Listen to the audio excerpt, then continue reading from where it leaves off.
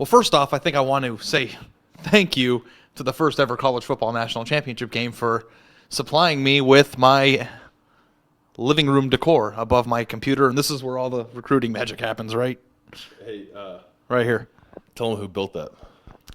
Dollar B built the desk. That's why the drawer's not gonna Okay, so National Signing Day is here, and it's great for me because hopefully I can, do a little bit of sleeping moving forward. But it's great for you because Ohio State's top-rated recruiting class is officially becoming Ohio State players. And every year we do these discussions, videos, posts about who's going to be the best, most impactful freshman. And truthfully speaking, Bill, nobody really plays at Ohio State as a freshman. And Doug, who is at home and has a little head cold or is not feeling well, would be the first to say nobody ever contributes. Some people play, but really, who are the biggest freshmen in your mind outside of Joey Bosa who have really come in and taken Ohio State's roster by storm? And I just think that is a matter of the fact that they've recruited well every year, and there's just people on the roster who were these guys a year ago who are another year advanced. So I don't think it's a bad thing, but right now it's kind of hard to think anyone's going to have a huge contribution. I think I agree with all that. The thing that to keep in mind that could change things somewhat is the fact that they lost 9 guys early that they weren't expecting. They lost seniors as well. There are holes.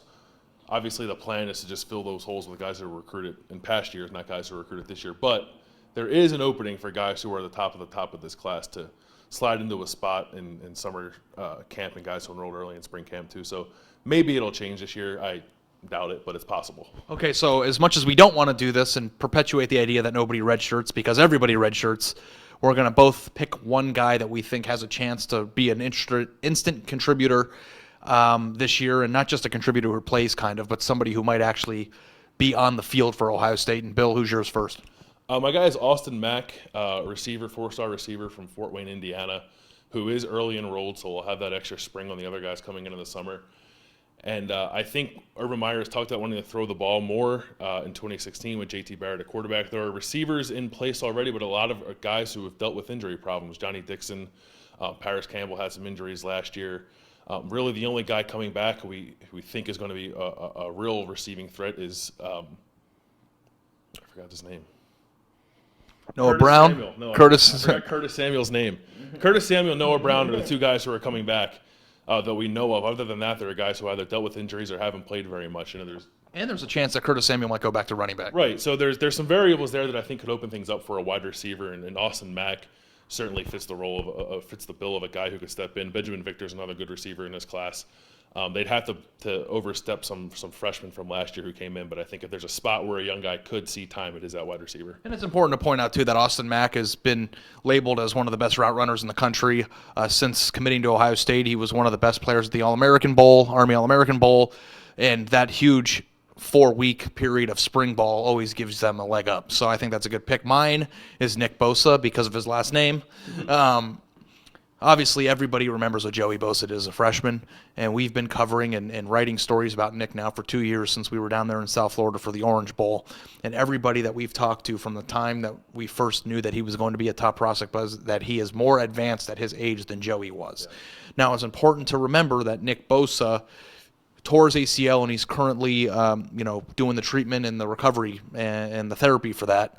But I spoke to his dad this week, and he said that if things all go well and things are going great for him right now, that there's a chance he'll be ready to go at the beginning of fall camp. And if that happens, Ohio State's got to replace Bosa, and there's a chance that maybe they could find a replacement for Bosa in a Bosa. And the defensive line in general is losing a few guys, and they probably wanted to add a few more defensive tackles in the class. They didn't. So there might be some wiggle room around. So, I mean, just genes, being around the game, having a father who played in the NFL, I just kind of think that Nick Bosa, if everything that everyone says about his physical progression is true, it's kind of hard to imagine he won't get into the rotation a little bit. So as far as that, it's a very good class. It's probably one of the best ones Urban Meyer's ever assembled, potentially the best one he has at Ohio State on paper on signing day. Obviously, we know what the 2013 class did. Maybe the 2016 class will do the same.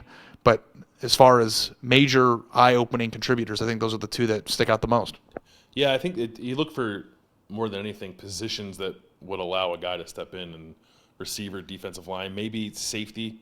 But other than that, there's not a tight end, but there's not a whole lot of holes, if you will, on this team where a freshman could step in and make an impact right away. And maybe Jake Hausman might be another That's dark horse. He might actually be the one we should be talking about because he's probably the most likely to step in, which with Marcus Ball, really the only tight end they have back.